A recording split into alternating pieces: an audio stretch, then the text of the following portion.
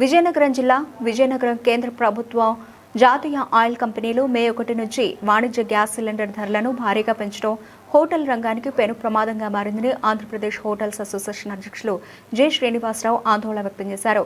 ఇప్పటికే నిత్యావసర వస్తువుల ధరలు, సిబ్బంది జీతాలు పెరగడం, గ్యాస్ సరఫరా సక్రమంగా లేకపోవడం వల్ల హోటల్ రంగం క్లిష్ట పరిస్థితిలో ఉందన్నారు. కేంద్ర ప్రభుత్వం ఆయిల్ కంపెనీలు వెంటనే ఈ నిర్ణయాన్ని వెనక్కి తీసుకుని పన్నులు తగ్గించి పాత రేట్లకే వాణిజ్య సిలిండర్లు సరఫరా చేయాలని ప్రధానమంత్రి నరేంద్ర మోదీ, ముఖ్యమంత్రి చంద్రబాబు నాయుడులకు విజ్ఞప్తి చేస్తున్నామన్నారు.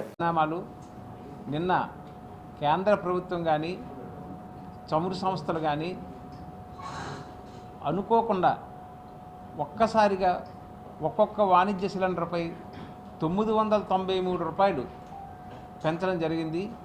ఇది చరిత్రలో మనం ఈ వ్యాపార రంగంలో కానీ ఎక్కడా కూడా ఇంతవరకు ఏ పరిస్థితిలో కూడా అంత దారుణంగా పెంచడం అనేది తెలియదు. ఒక వాణిజ్య సిలిండర్కి ఇప్పటికే చాలా రేట్ ఎక్కువగా ఉంది. 1300, 1400 ఉన్నటువంటి వాణిజ్య సిలిండర్లు ఈరోజు 3250 రూపాయల వరకు ఇప్పుడు విజయనగరం, విశాఖపట్నంలో ఉన్న ప్రజెంట్ పరిస్థితి. రాష్ట్రంలో ఒక్కో దగ్గర అయితే 3300 రూపాయలకు కూడా ఉన్నది వాణిజ్య సిలిండర్లు. మరి ఈ యుద్ధం వాతావరణంలో ప్రెసిడెంట్ సప్లై బాగలేనందున కొంచెం పెరిగిద్దని మేము ఎక్స్పెక్ట్ చేశాము. కానీ అది ఒక 150 రూపాయలు, 200 పెరిగిద్దేమో అని గవర్నమెంట్ నుంచి మేము ఎక్స్పెక్ట్ చేశాం. కానీ మరీ దారుణంగా సుమారు 1000 రూపాయలు పెంచడం అనేది చాలా అన్యాయం. మేము ఇప్పటికే ఈ రంగం, హోటల్ రంగం అనేది చాలా ఇబ్బందిలో ఉన్నాము. ఎందుకంటే క్రిందటి వారం అంతా కూడా మన తెలుగు రాష్ట్రాల్లో ముఖ్యంగా పెట్రోలు, డీజిల్ సప్లై సరిగ్గా లేక ట్రాన్స్పోర్టేషన్ రేట్లు అన్నీ పెంచడం జరిగింది. వాటి వల్ల నిత్యావసర వస్తువుల రేట్లు విపరీతంగా పెరిగినాయి. వాటితో పాటు మేము సాధారణంగా వేసవి కాలంలోనే ఈ సిబ్బంది జీతాలు కూడా మేము పెంచుతూ ఉంటాం. ఎప్పుడు కూడా ఈ ఒకవైపు జీతాలు పెరగటం, నిత్యావసర వస్తువులు పెరగటం, దానికి తోడు గ్యాస్ సమస్య.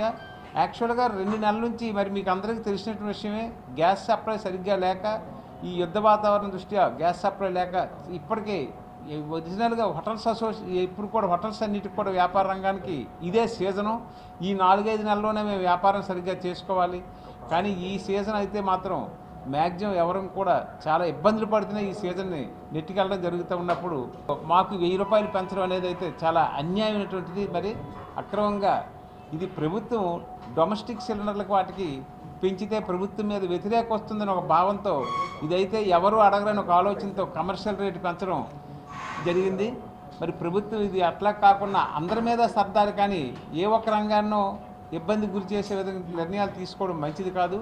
ప్రభుత్వానికి మీ ద్వారా మేము విజ్ఞప్తి చేస్తుంది ఏంటంటే, గౌరవ ప్రధానమంత్రి గారికి కానీ, ముఖ్యమంత్రి గారు కానీ, పెట్రోల్ మంత్రి వారికి కానీ మేము తెలియజేస్తుంది ఏంటంటే, ఈ రేట్లు యథాతథంగా పాత రేట్లు ఏవైతే ఉన్నాయో ఆ రేట్లే మాకు చేస్తే ఈ రంగం కొంతవరకు బయటపడడానికి అవకాశం ఉంటుందనేటువంటి విషయాన్ని మీ ద్వారా నేను ప్రభుత్వానికి విజ్ఞప్తి చేస్తున్నాను.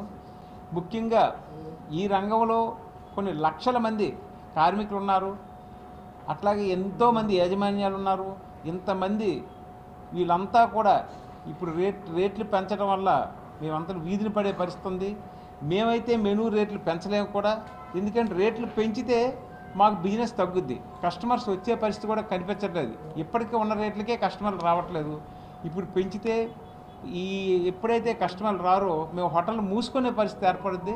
అంచేత ఇటువంటి పరిస్థితి రాకుండా ఇన్ని లక్షల మంది కార్మికులు కానీ, యజమాన్యాలు ఇబ్బంది పడకుండా ప్రభుత్వం మరొకసారి ఆలోచించి ఈ సబ్సిడీని ఏదో ప్రభుత్వం భరిస్తూ మాకు ఈ వాణిజ్య సిలిండర్ రేట్లు మాత్రం తగ్గించవలసిందిగా మీ ద్వారా మేము ప్రభుత్వానికి విజ్ఞప్తి చేస్తున్నాను.